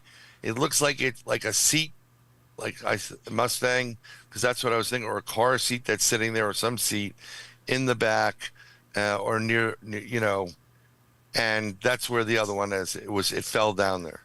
So he came back and he said, "Nah, I don't have anything like that, whatever." Mm-hmm. So I left it alone. I said, "Okay, Sure. no problem." 6 months later, his wife admitted to the fact that the sunglasses flew out the window when she took the big turn off the highway. Uh-huh. And then when he was cleaning up stuff in his garage next to a cooler that was blue, he pulled it away and there were the sunglasses. So he told me. But I told him 6 months earlier where they were. Oh, Almost wow. immediately. It's that instantaneous. Yeah. There is no, I'll give you even a better one. I have a friend of mine. I just played golf with him yesterday. We're in a fraternal organization. Mhm. When he was coming in, um, he had a mentor, this guy, Pat, I know. And Pat was on my show. He talks frequency. It was a great show. And, Eric wasn't to be found. He couldn't get in touch with him. So I'm texting him like, bro, are you okay? What's going on? Whatever. So Pat's like, well, I'll go check. I said, if you come, it was gone for a couple of days. I said, if you do not call me back in 2 hours, because you said he was going someplace to check on him, I'm gonna remote view his ass. So he said, okay, whatever. So I didn't get the phone call, and I sat there. And when I remote view, it took me a while to figure this out. If there's an issue or a problem, like let's say you said remote view my house and tell me where the banging sound's coming from. Mm-hmm. When I not even being there or seeing there, and I've done this too. I've drawn people's homes and like, how'd you know that? I'm not looking it up. This is what I'm seeing. I can tell you because I've been in it. I go, and when they take me to the spot and I appear there, they put me right in dead center of what I'm looking at is the problem. So I'd get there and go, no, I don't want to be here. Let me go reset. And I walk around. No, let me reset. And they take me right back. And then take me right back like, hey, dumbass, we're taking you right to it. So that's how it works for me. So I go and I sit there and normally, initially I had to sit there and kind of like, not a meditative state, but calm down and just focus. Where's Eric? And I say to my mind, where is Eric? I need to find Eric. Mm-hmm. So I come in and I'm looking at this. I feel a coolness. I see the metal boxes, a metal wall with metal boxes on it, the morgue. Those morgue windows like you see in all CSI and all that other the stuff. drawers, yeah. Yep, the drawers. And you can feel the coolness there. And right next to it, I see a bed that has one of those hospital curtains around it. And it looks like there's it's not a curtain door, but it's a physical door you can cut off, or if you need more room, you can open it up, make it bigger. Okay. And then I see a person in the bed, handcuffed to the bed, and I know they're not feeling well and they're getting medicine. So I go, Pat, check the hospitals, and I dare I say check the morgue. I don't know if he's dead or he's alive because I'm seeing like that one area there. And that got me a little bit nervous, but I still saw him taking medicine. So he calls me back and he texts me, he goes, you're 100% accurate and correct. Apparently, his girlfriend ex-girlfriend started stuff. Guys jumped him. Oh. Like 3 guys jumped him. He defended. He used to play semi-pro football. He's a tough guy. Mm-hmm. He's a big guy. He defended himself. In the process, he lost his medication, inhaler, and some other stuff that he needed. They arrested him, and he was in the hospital, handcuffed to the bed next to the morgue. Oh, wow. How? Yep. I mean, does that still blow you away? I studied science. I started physics, and it just doesn't make sense. Right. But then again, I believe in God. Sure. Who I've never seen. I've cursed a couple of times. We've had some conversations, and I have a relationship with him. Sure. I've calmed down from that, but I've never seen it, never felt, whatever. I didn't have a burning bush moment, but I still believe in this invisible being that is there. Yeah. So, initially it's like, this is crazy, whatever. And now I just kind of take it for like, this is what God would do. I'm not saying we're gods, but we're the children of God. Right.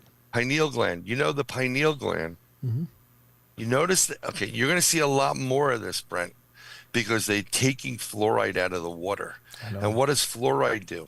it calcifies your pineal gland. Yeah. And in the pineal gland, there are a couple of areas and there are a couple of crystals in it. I'm not going to get into the details of the technical terms of these things, but the way it works is the crystals vibrate and it starts vibrating that area, simulates certain areas of your brain on the subconscious level, secretes DMT, serotonin, some other, and you can start to see things and communicate with people. Yeah. You can talk to God. Mm-hmm. That's what, when he sent his other messenger, Jesus here, and I believe Jesus was a messenger of God, maybe son of a God as well. Sure. So that's just my 2 cents. I'm not fighting you religious wise, believe what you want. Nope.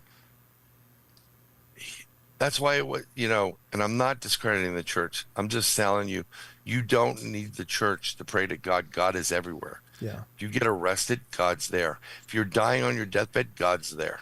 Yeah. Yep. God hears, and God does what God wants. Yeah. But I know, because I've had many a conversation where, like, why are you effing doing this to me? And I'm screaming. Yeah. And then it happened one day, and I had a religious experience. I got it. And I said, I'm sorry. I apologize. Yeah. I got it. I understand. And that was that. And I've been totally different. Like, if you're late to work,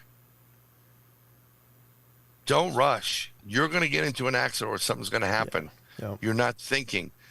If you're late, what does it matter if you're 5 minutes or 35 minutes? Right. Just, like, you remember the movie Risky Business? If you're late, say, well, sometimes you got to say, what the fuck? And go out and get yourself something to eat and get some coffee. And if you're going to get screwed either way, you walk in and you're like, feeling pretty good. How's it going, people? Yeah. You're half an hour late. Thank you. I know. But, you can deal with it later. Yeah. That prevents you from getting accidents. This is how it works. And sometimes it's hard to believe. I know people don't believe it, but if I meet people out of the blue that I've never met in my life, don't know them, and I can describe their dead husband and daughter and stop them from killing themselves, Yeah. I'm not questioning it. I'm going to go with that. Yeah. Absolutely. And I'm 100% accurate. I'm going with it.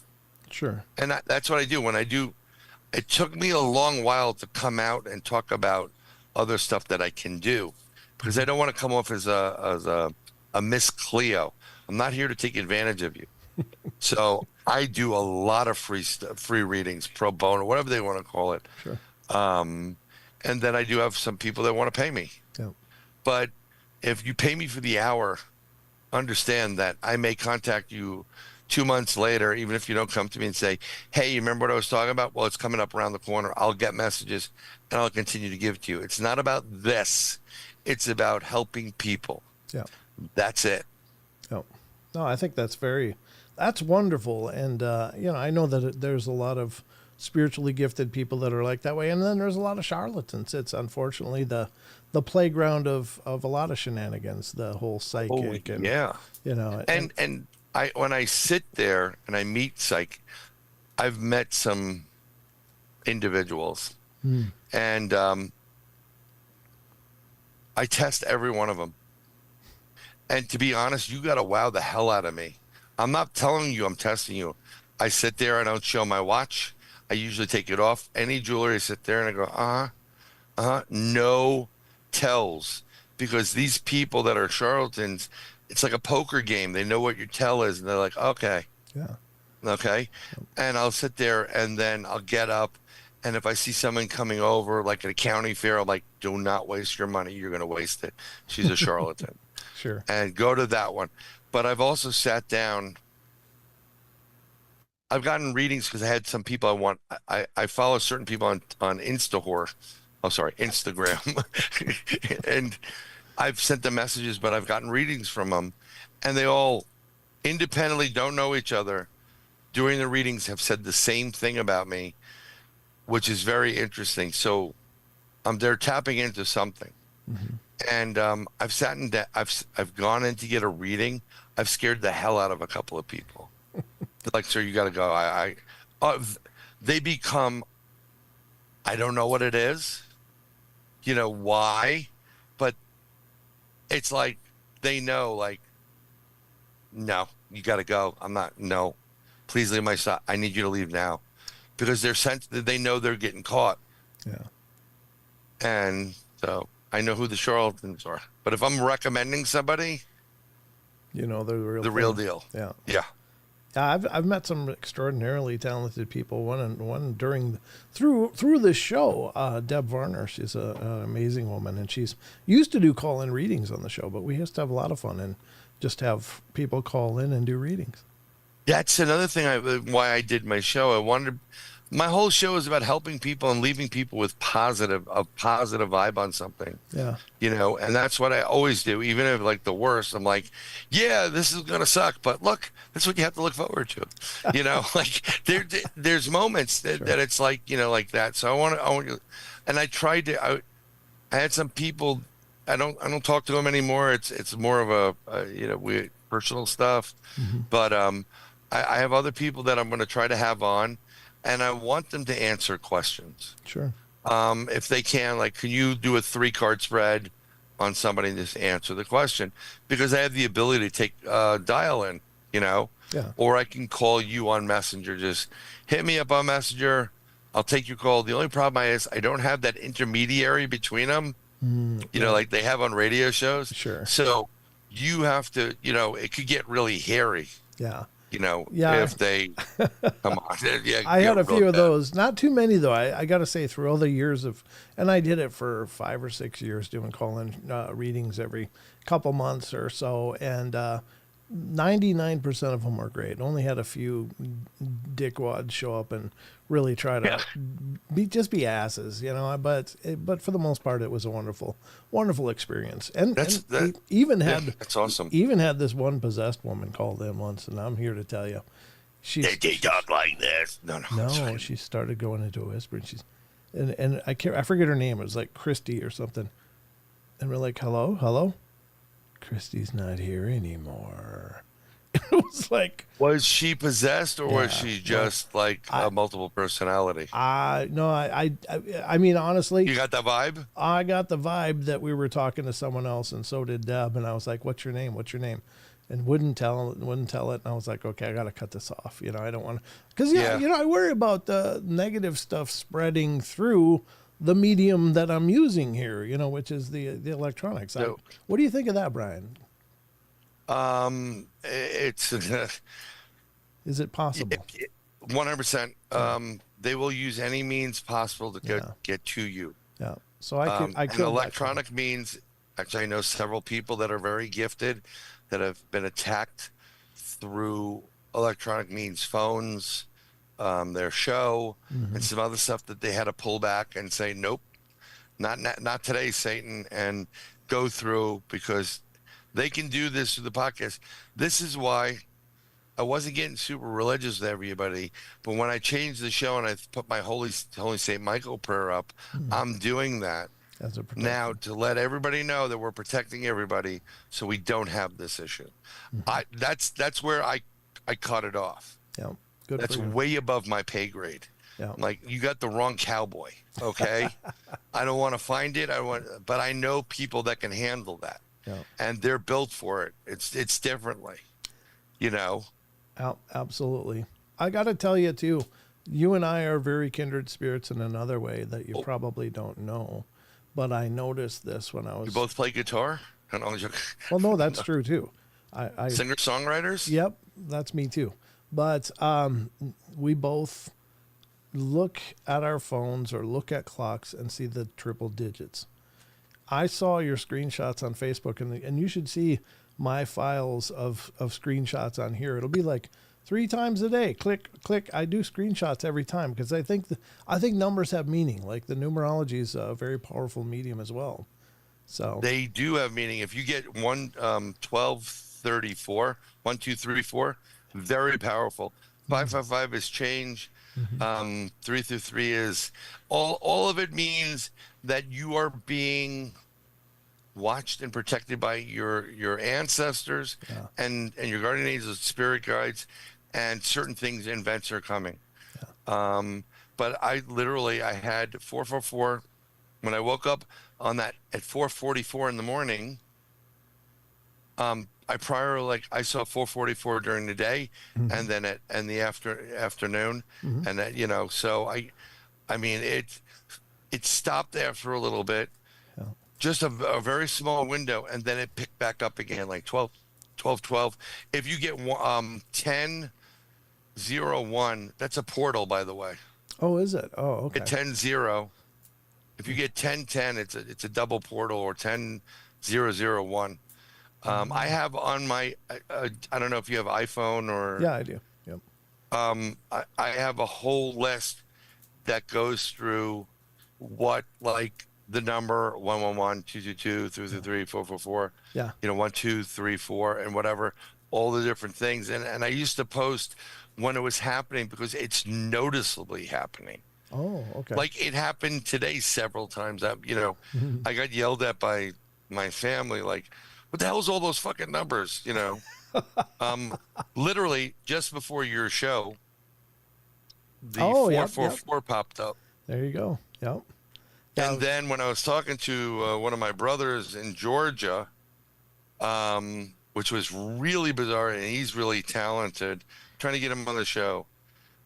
Through the whole conversation from the beginning, I got 1111, 1, 2, 3, 4, and 111, and we ended on. Mm-hmm. Wow. There's got to be something to it. Yeah. I think so Yeah. too. I think that symbols are really important, and certainly numbers can be symbols. And I think that's a lot of times how the higher beings communicate with us. They show us symbols. And Yeah. yeah, that's a great tool to decipher. Elise Harris in the Facebook says it says angle numbers all the time. They say if you see more than 3, someone will die. Someone will die. I don't know about that. Oh, Maybe. more than 3 in a row or something like that. Okay. Maybe. Yeah, I don't know. I've never heard that one. But yeah, it sounds like several of our. Yeah, I mean, like, everybody has their different interpretation of what things are. I mean, Sure. I can go into the list. I Hmm. try not to dwell on the, one of you are gonna die. Yeah, I Like, try I'm not not. to too. Right. I Exactly. mean, I had an experience that night about a brother of mine had a heart attack. I was talking to his son and his daughter-in-law. The next day, I said, "Are you going to be there at the lodge?" He's like, "Yep." I sat down. I talked to him. He treated me with utmost respect. I described his son and his daughter-in-law, Hmm. and he sat there and he goes, "Well, you literally just described my son and daughter-in-law to a T." I said, Hmm. "Please go to the doctor tomorrow. Jump in. Just go to the hospital." He was very nice, but I don't think he believed it. He's Oh. basically retired, Hmm. crossing guard. Someone ran the red light. He had to run out, grab this kid. They Oh. saved both of their lives, and he wasn't feeling well. He says, "Take me to the hospital," because I saw him having a heart problem. Yep. He blew a stent. Oh And when wow. he got home and he wasn't feeling well, he remembered what I said, and he took me to the hospital. He blew a stent. He's fine today. Oh, thank God. Wow, that's Yeah. beautiful. So Yep. I will warn people always. The problem is I'm getting strikes again on Facebook, like they're watching. Yeah. So that's why I have to breadcrumb certain things. Sure. So I don't, if you follow the breadcrumbs, if I'm saying breadcrumbs coming and you follow Yeah. and you do the research, you'll get to where you need to be. Yeah. I Amen. don't care if you believe it or don't. Okay. And it's no disrespect to anybody. Right. But if I'm warning you about things, I warn people not to take planes. I warned for over a year. Plane crash, plane crash, plane. Yep. And then I had a buddy over in the UK who, he sits there and logically tries to find the answer to all these questions. And I posted because I just woke up and going to be a train crash. Don't know if it's commuter or commercial. Please be careful on the trains. 7 o'clock in the morning, I posted it. I think by 9 something, there was a major train crash. I think it was the one that caused the Ohio problem. Oh wow. And he goes, because he's in the UK, London, he goes, I would say, didn't you just predict this? Because I didn't know about it. And he, Yeah. and he goes, so I looked it up. I go, yep, I did. That was me. Yeah. Amen, I brother. don't do it for pats on the back or anything No, like no, that. no. Right. But I mean, You know, if but you got the right idea. But you got the right idea. It's an ability. And if it can help people, then God bless you. I mean, at least Yeah. you're giving it a chance to help people. Hopefully, it will and does. But we are out of time, brother. We burned up 2 hours like that. Went quick. Did you have a good time? Yeah, no, it was awesome, and I thought this was really, really great. It's you do such a great job on your show, and you have a great audience, and I love watching it. And sometimes I chime in, sometimes I'm just tired, Sure. and I don't want to, can't type as fast as others, No, but I do appreciate it, and we gotta figure out how to get you, and then who else I have to get on. So Tex is coming up, I think, next. Okay. If I get Donnie on, we're just going to get in real trouble. I have to just go on Donnie's show. And then I never met Monica. I think I only met her online. So Yeah. I'd love to get all of us on and just talk about the conference and what's going on, because I'm presenting, I believe, about Dogman, or cryptids. Okay. I'm giving out free hugs because, I don't have any companionship. I got it. And maybe I'll do some readings or something like that. Okay. Well, very cool, brother. Yeah, I'd be happy to attend. Just let me know when. I'll do my best to be there. And You got it. everybody go over and check out Bryan Bowden's channel on YouTube. Get subscribed over there. The link is in the description. And Rachel just posted it up in Thank you, Rachel. in the chat. Thank you for that, Rachel. But head over there and help him out. We're trying to get him over the monetization level. So what do you got to get? Where are you at right now with subs? I think like 300 and change. It's not about the money. It's just about the message, I know, but I would appreciate it. I want every trickle helps. Yeah, I want you to succeed, and you've been an exceptional guest. I've really enjoyed getting to know you better. You and I have talked just more in passing. Briefly. But Yeah. But tonight we got a chance to get to know each other, and I'm thrilled to know you, and I look forward to more endeavors together in the future, brother. Definitely. I mean, it's always a pleasure to reconnect with people that feel like family. And we're going to talk about some really good stuff that we can't talk on air at the conference. So, Amen, brother. All right. Well, and thank you all for coming in. You have a great audience. You have a blessed day, and enjoy the summer. If you're in the New York City area, be careful this summer. Yeah. There may be a significant earthquake. That's why I want to get the hell out of here. Well, from your lips to God's ears, brother. All right. Well, I'm going to wrap it up, folks. Good night, everybody. Thank you all for being here. Remember, we love you all. Be good, be kind, be nice. Take care of each other. Help each other out. Find the magic in every day, and remember to laugh as much as you can. Until next time. Friday night, I'll be live again. Hopefully you'll join me then. Good night, everybody.